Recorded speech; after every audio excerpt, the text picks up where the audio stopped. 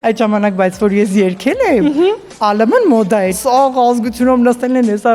ռիպսիկի երգում։ Ադամանդն էլ վերցրել գնացել ես տուն։ Մենակ DVD չի եղել։ Հա, հələ պատմի։ Լվացքի փոշիներ էլ ա եղել։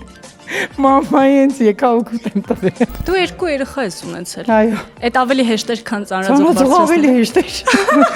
Ես ու ամուսինս նույն մտքին էինք, որ հենց ամուսնանանք, ես տուն չեմ մնալու, տնային տնտեսուհի չեմ լինելու, բայց անցած տարվանից ես մտել եմ խոհանոց, շատ դաժան եմ, որովհետև ամեն առավոտ մամա սոված եմ։ Արի հիշենք այն պատմությունը, որ մեքենա եք տեղաշարժել։ Այդ ավտոն վերցրել ենք, դրել ենք մի կողմ, ուշքը գնացել էր Մարտիչա, ասա խելար են ծոսոնք։ Ես 50 կիլոգրամ եմ, մի քիչ ավելի, ինձ կկարողանես գլխավերևում պահել։ Սենց